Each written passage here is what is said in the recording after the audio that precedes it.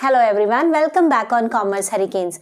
हमने अपनी previous video में ह्यूमन रिसोर्स प्लानिंग के बारे में पढ़ा था, मगर ह्यूमन रिसोर्स प्लानिंग करने के लिए सबसे पहले हमें दो चीज़ों की तरफ फोकस करना होता है, और वो है quantitative aspect, quantitative and qualitative aspect.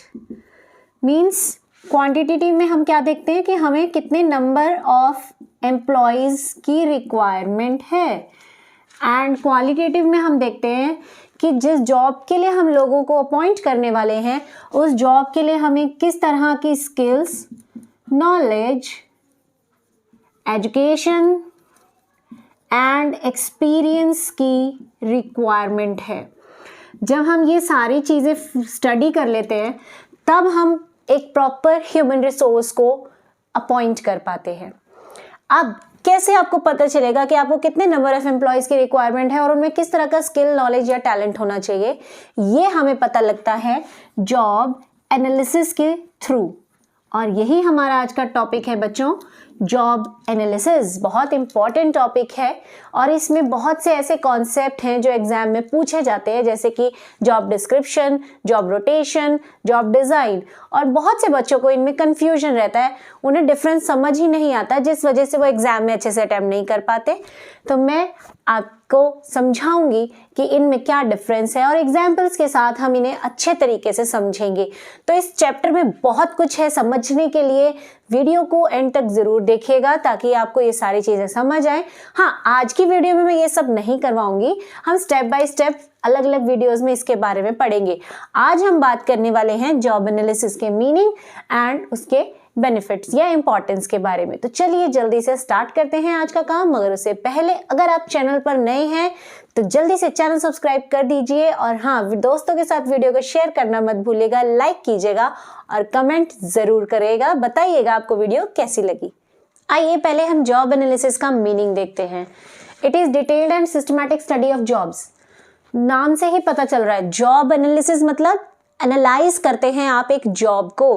किसी भी कंपनी में काम करने के लिए बहुत सारी एक्टिविटीज़ होती हैं और उन सभी एक्टिविटीज़ के बेसिस पर हम कुछ पोस्ट डिसाइड कर लेते हैं।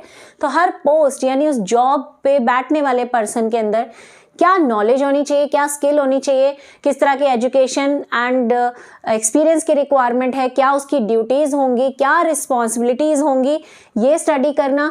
साथ ही साथ ये स्टडी करना कि जो काम वो करेगा वो मैनुअली करना है या मशीन्स के थ्रू करना है, क्या उसकी सुपीरियर्स होंगे, कौन उसके अंडर काम करने वाले पर्सन्स होंगे, ये सारी चीज़ें हम स्टडी करते हैं। ठीक है, तो ये एक स्टडी है जॉब की जिसमें हम ये जानना चाहते हैं कि किस तरह के लोगों की रिक्वायरमेंट है हमें, और जॉब को परफॉर्म करने के लिए क्या क्या करना पड़ेगा ताकि हम राइट पर्सन को एम्प्लॉयमेंट दे सकें। इसको एक एग्जांपल से समझते हैं। सपोज करते हैं कि आपके पास एक पोस्ट है सेल्समैन, ठीक है, आप सेल्समैन अपॉइंट करना चाहते हैं। तो पहले आप उस सेल्समैन की जॉब को एनालाइज करेंगे, यानी आप ये देखेंगे कि एक सेल्समैन को क्या क्या काम करना होता है और उसमें क्या क्या क्वालिटीज़ की ज़रूरत है। जैसे कि उसमें गुड कम्युनिकेशन स्किल होना चाहिए ताकि वो कम्युनिकेट कर सके कस्टमर के साथ। देन उसके अंदर कन्विंसिंग पावर होनी चाहिए कि वो इतने अच्छे से बात करे और सामने वाले को अट्रैक्ट कर दे कि वो प्रोडक्ट खरीदने के लिए रेडी हो जाए। थर्ड, उसके अंदर कॉन्फिडेंस होना चाहिए, ठीक है, अट्रैक्टिव होना चाहिए। देन वो पढ़ा लिखा होना चाहिए, उसे लैंग्वेजेस आनी चाहिए, इंग्लिश लैंग्वेज, लोकल लैंग्वेज या हिंदी, ताकि वो कम्युनिकेट कर सके। ठीक है, और क्या करना होगा, उसे प्रोडक्ट की डिटेल्ड इंफॉर्मेशन पता होनी चाहिए, डेमो कैसे देना है उसे देना आना चाहिए। जैसे वो कहते हैं ना कि एक अच्छा सेल्समैन वो है जो एक गंजे इंसान को भी कहीं बेच सके। तो हमें ये देखना है कि एक पर्सन के अंदर किस किस तरह की क्वालिटीज़ होनी चाहिए, क्या क्या ड्यूटीज़ उसकी होंगी, क्या रिस्पॉन्सिबिलिटीज़ होंगी, वो सारी चीज़ें आप स्टडी करेंगे और फिर आप उस पर्सन को चूज करेंगे जो आपकी सभी रिक्वायरमेंट्स को फुलफिल कर पा रहा है। ठीक है, आ गई बात समझ में? तो आप ऐसा सेल्समैन रखेंगे जो ये सब क्वालिटीज़ वाला होगा। एक इंसान जो ज़्यादा बोलता नहीं है, डरता है, घबराता है, क्या ऐसे पर्सन को आप सेल्समैन बनाएंगे? नहीं।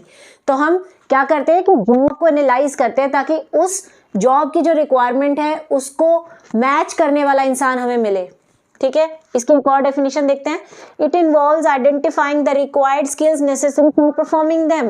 मतलब हम आइडेंटिफाई करते हैं कि एक जॉब को परफॉर्म करने के लिए क्या क्या स्किल्स की रिक्वायरमेंट होती है, ठीक है, तभी हम फिर जॉब को एनालाइज करके एक अच्छा ह्यूमन रिसोर्स रख पाएंगे।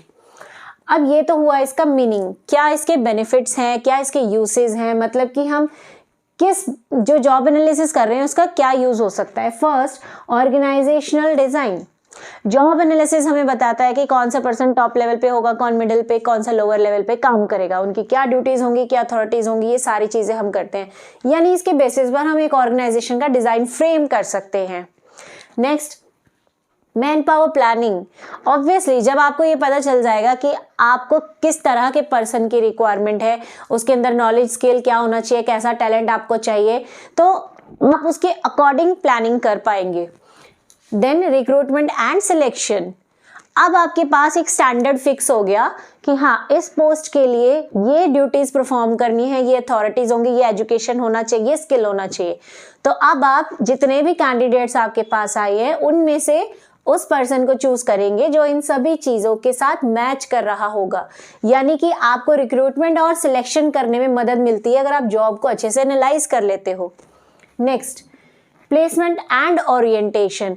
अब सपोज आपने 10 एम्प्लॉयज अपॉइंट कर लिए, तो अब आपको प्लेसमेंट भी तो करनी है, यानी उनको बताना कि वो किस पोस्ट पे काम करेंगे, कहाँ वो बैठेंगे। तो ये आप तभी कर पाओगे जब आपको मालूम होगा कि उन लोगों को क्या क्या काम करने हैं और उनकी क्या क्या एबिलिटीज हैं। उसी के बेसिस पर तो आप उन्हें जॉब्स प्रोवाइड करेंगे, ठीक है। जैसे कि अगर हम बात करते हैं कि हमने एक टीचर हायर कर लिया है मैथ्स पढ़ाने के लिए। अब मैथ्स तो 1st to 12th her class में होता है, तो हमें उसे किस जगह पर पोस्ट करना है ये डिसाइड करवाएगा जॉब एनालिसिस। जॉब एनालिसिस बताता है कि हाँ, अगर 9 से 12th वाला मैथ्स पढ़ाना है तो उसके अंदर क्या क्वालिटीज होनी चाहिए, कितना एक्सपीरियंस चाहिए, क्या एजुकेशन चाहिए। तो उसके बेसिस पर ही आप उस पर्सन को 9 से 12th में रखेंगे। अगर वो उन चीजों को मैच नहीं कर पा रहा तो आप उसे जूनियर क्लासेस का टीचर रखेंगे। यानी कि प्लेसमेंट करवाने में आपको मदद करता है job analysis. Next, training and development. किस एम्प्लॉय को कितनी ट्रेनिंग देनी है, कैसे उसका डेवलपमेंट करना है, यह भी जॉब एनालिसिस के थ्रू किया जाता है। Next, job evaluation. अब आपने लोगों को जॉब पे रख लिया, वो काम कर भी रहे हैं, लेकिन आपको उन्हें इवैल्यूएट भी तो करना है। यानी आपको चेक करना है कि वो कैसा काम कर रहे हैं, उन्हें प्रॉपर फीडबैक देना है। तो आप ये भी जॉब एनालिसिस के थ्रू कर सकते हैं। Next, performance appraisal. अब कोई एम्प्लॉय जिस ऐसा है जो आपने रखा था और वो उसके अकॉर्डिंग बहुत अच्छे से काम कर रहा है, तो आप उसे फीडबैक देंगे, साथ ही साथ आप उसे अप्रेजल देंगे, यानी उसको बोनस, प्रमोशन, कमीशन देंगे, जिससे कि उसे और मोटिवेशन मिले। Next, job designing. Job analysis के बेसिस पर हम एक जॉब को डिजाइन करते हैं कि उसे कितने वर्किंग आवर्स काम करना है, क्या उसकी टाइमिंग्स होंगी, उसकी अथॉरिटीज, ड्यूटीज, रिस्पॉन्सिबिलिटीज क्या रहेंगी, किसे उसे अकाउंटेबल होना है। ये सारी चीजें हम जॉब एनालिसिस के बेसिस पर करते हैं। जॉब डिजाइन अपने आप में एक बहुत बड़ा टॉपिक है जो हम आने वाली वीडियोज में पढ़ेंगे। चलिए बात करते हैं नेक्स्ट, डिसिप्लिन। कंपनी में डिसिप्लिन बना रखता है अगर आपकी प्रॉपर जॉब एनालिसिस है। अब डिसिप्लिन कैसे बना रहेगा? जब हर इंसान को पता होगा कि उसकी जॉब की क्या सीमाएं हैं, क्या लिमिट्स हैं, तो वो उसी के अंडर काम करेगा और वो दूसरे के काम में टांग नहीं अड़ाएगा। वो अपना काम अच्छे से करेगा, दूसरा पर्सन अपना काम अच्छे से करेगा, तो एक प्रॉपर डिसिप्लिन बना रहेगा, झगड़े नहीं होंगे। Next, labour relations. एम्प्लॉयज को पता है उन्हें क्या करना है, कैसे करना है, ठीक है, उनकी जॉब का क्या स्ट्रक्चर है, उनको पता है कि मैनुअली कितना काम करना है, मशीन से कितना करना है, उन्हें यह भी पता है उनकी ड्यूटी अथॉरिटी क्या है, तो वो उसी के अकॉर्डिंग काम करते हैं। फिर भी अगर कोई झगड़ा हो जाता है, कोई डिस्प्यूट हो जाता है, तो उसे भी हम जॉब एनालिसिस के थ्रू खत्म कर सकते हैं। अब आप कहेंगे ये कैसे? सपोज करते हैं एक वर्कर है, सेल्स मैनेजर है, ठीक है, उसे पता है कि उसका जॉब प्रोफाइल क्या है, बट प्रोडक्शन मैनेजर का उसके साथ किसी बात पे झगड़ा हो जाता है, तो वो उसे समझा सकता है कि भैया देख, तेरी जॉब एनालिसिस के अकॉर्डिंग तेरा काम ये बनता है, तो इस काम को कर, मेरे काम में टांग मत अड़ा। ठीक है, मीन्स आप उन्हें समझा सकते हो, उनके साथ बातचीत कर सकते हो, और अगर फिर भी बात नहीं बनती तो आप मैनेजमेंट के पास भी जा सकते हो। तो जॉब डिजाइन जॉब एनालिसिस आपके लिए लिमिट्स सेट कर देता है। एंड लास्ट, जॉब क्लासिफिकेशन, यानी कि हम कंपनी में जितनी भी जॉब्स हैं उनको डिवाइड कर सकते हैं उनके नेचर के बेसिस पर। यानी कि हमें मालूम है कि अगर हमें प्रोडक्शन से रिलेटेड काम करना है तो वो प्रोडक्शन डिपार्टमेंट में जाएगा, अगर हमें मार्केटिंग से रिलेटेड काम करना है तो मार्केटिंग डिपार्टमेंट में वो जॉब जाएगी। तो हम जॉब्स का क्लासिफिकेशन कर सकते हैं अकॉर्डिंग टू नेचर, हम बता सकते हैं कि किस पर्सन को किस डिपार्टमेंट में काम करना है। तो ये भी हमें मदद करता है जॉब एनालिसिस के थ्रू। ठीक है, तो आज के लिए इतना ही। नेक्स्ट वीडियो में हम इसके और टॉपिक्स पढ़ेंगे। Till then bye, have a good day.